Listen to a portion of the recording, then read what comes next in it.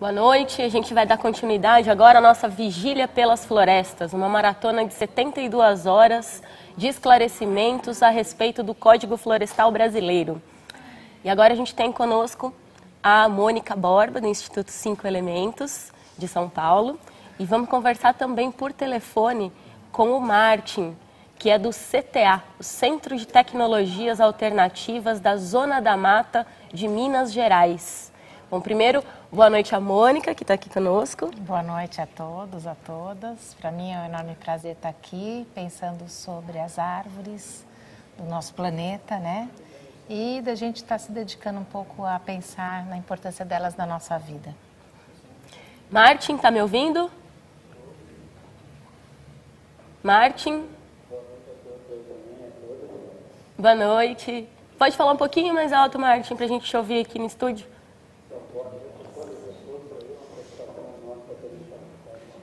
Aumentar, né?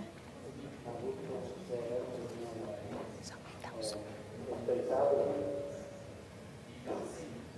Martin, fala pra gente um pouquinho, para quem está acessando agora o site do florestafasadifferenca.org.br, o que é o CTA, com o que vocês trabalham e você, enquanto engenheiro florestal, qual é o seu papel aí no CTA?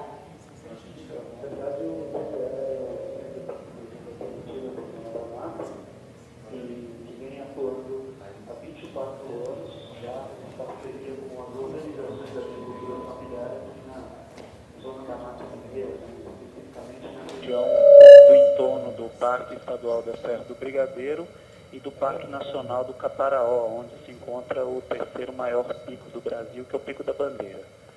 A proposta aqui sempre, né, foi o trabalho em busca de soluções alternativas à proposta pela Revolução Verde.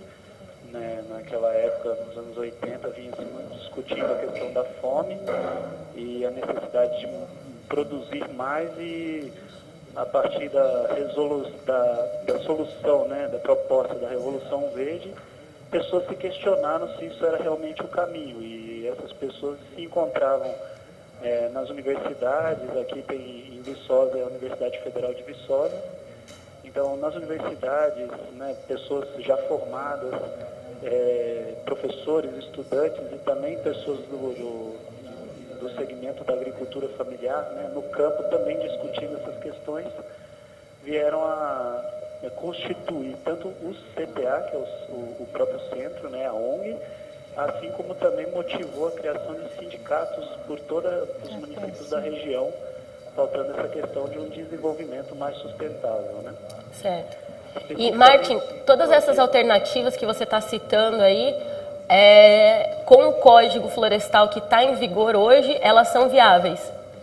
Então, a questão que, principalmente um pouco do trabalho que eu venho contribuindo nos últimos anos, é que existe, né, no meu caso de florestal, fazendo análise inclusive da legislação e da forma como que as pessoas trabalham, né, a sua própria relação, seu meio de vida com o campo, né, a partir de um enfoque mais conservacionista, pautando a agroecologia, e, né, tendo a questão das legislações que já existem atualmente, além do Código Florestal, citando rapidamente algumas resoluções do CONAMA, a 369, a 425, a resolução 429, nós entendemos que não há necessidade de se modificar a legislação federal, principalmente o Código Florestal, ainda argumentando que é uma forma de trazer benefícios e caminhos para que os pequenos agricultores, né, produtores rurais, possam permanecer na terra.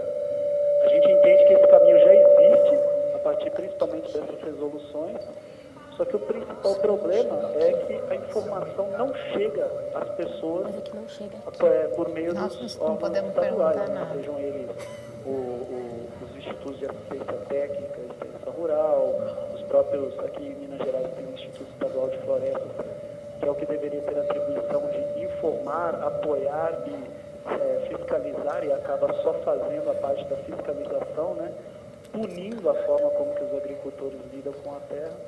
Então a gente entende aqui que o maior problema é o desconhecimento da legislação e não a legislação. Martin, Então, uma das grandes discussões hoje em dia, né, nessa proposta de alteração do Código Florestal, é que o código que está em vigor hoje, ele não é viável de ser aplicado pela agricultura e principalmente, né, pela agricultura familiar. E tudo isso que você citou para a gente agora mostra justamente o contrário, né? Mostra que vocês estão encontrando aí alternativas e mais do que isso, né? Vocês estão produzindo e gerando conhecimento para replicar quais são essas alternativas, né? E só para a gente, infelizmente a gente está com pouco tempo agora para alongar a discussão, mas eu queria que você deixasse para todo mundo que está acompanhando a nossa vigília, né, o site do CTA, para procurar mais informações a respeito dessas experiências de vocês e a respeito também do projeto que vocês estão desenvolvendo atualmente com o apoio do Fundo Brasileiro da Biodiversidade, o FUNBio, para implantação de uma estratégia de pagamento por serviços ambientais com sistemas agroflorestais. Então, se você puder deixar o contato do CTA para quem quiser conhecer mais essa experiência. Estou com a palavra? Pode falar. Martin? Eu deixei de ouvir, pessoal. O site do CTA?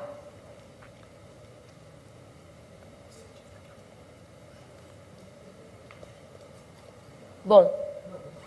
Alô? Oi. Tá ouvindo, Martin? Estou escutando, mano. Fala um pouquinho mais alto. Você tá me ouvindo? Agora um pouco voltou agora.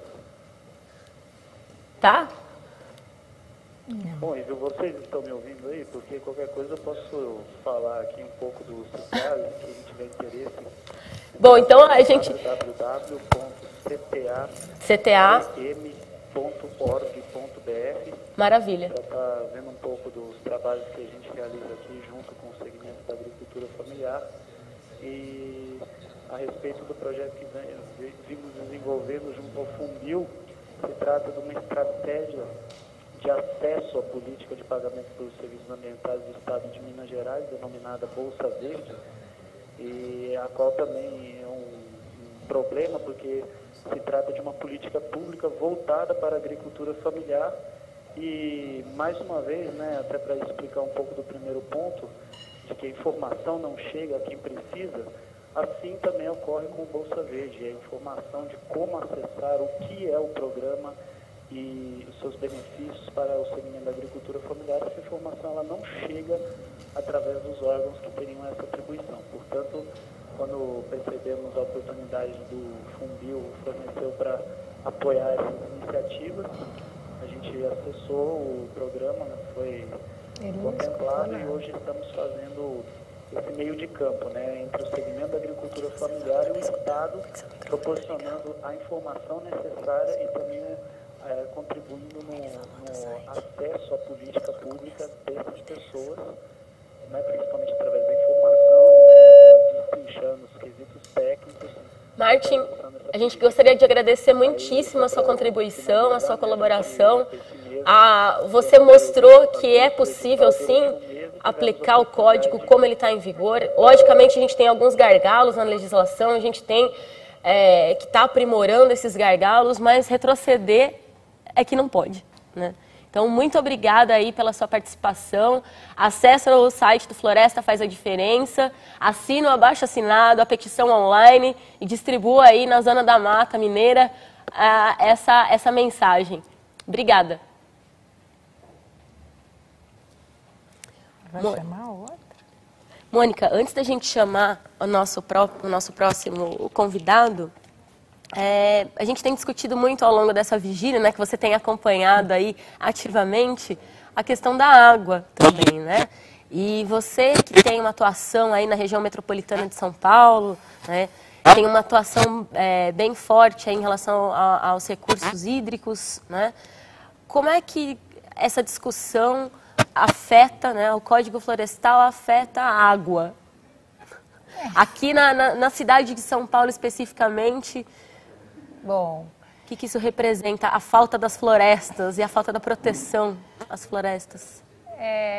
Na bacia hidrográfica do Alto Tietê, a gente produz somente 25% da água que a gente consome, né?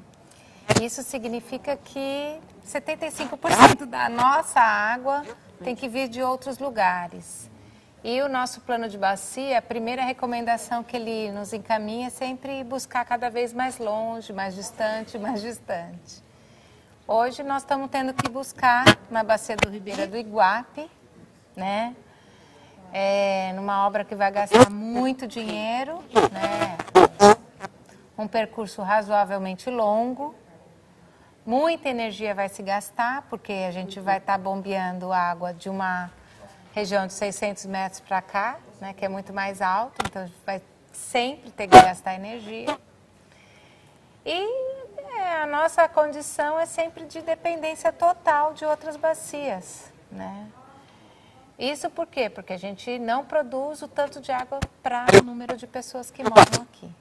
Das duas, umas. Ou a gente vai ter que diminuir o número de pessoas, ou a gente vai ter que racionar água por pessoa na cidade, né? Olha, você pode consumir, 100 litros por dia, e no final, tem a sua cota. Não importa se você tem dinheiro ou não tem dinheiro, porque a gente vai ter que chegar, ou as pessoas vão sair daqui, ou porque nós estamos buscando água bastante distante. A próxima caminhada para a gente buscar água é no Paranapanema, quer dizer, é cada vez mais distante. Então, realmente, a água, né, ela está totalmente ligada à questão das florestas. Nós não temos florestas aqui na região. O pouco que nós temos, nós ainda maltratamos, né?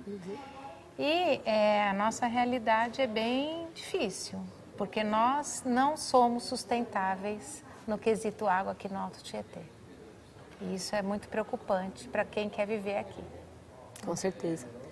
Bom, pegando a experiência que o Martin nos relatou, né, de sistemas agroflorestais, de um trabalho com agricultura familiar, né, eu trouxe aqui uma referência também que a gente já citou aqui na nossa vigília, né, uma referência lá do Xingu, né, da bacia do Xingu, que é a iniciativa, uma campanha de restauração florestal, né, utilizando aí uma grande articulação, né, que é a campanha Icatu Xingu, né, que foi bem falada pelo Rodrigo Junqueira, sim, junto ao Ricardo Abramovay na terça-feira, aqui na nossa vigília, né? Então, eles têm um vídeo maravilhoso, que é como plantar floresta em grande escala. Você justamente, já viu? É lindo. Justamente. Então, o ISA é um dos puxadores dessa campanha, né, e está produzindo conhecimento também, assim como o CTA na Zona da Mata, tem gerado conhecimento, tem gerado experiências a serem replicadas.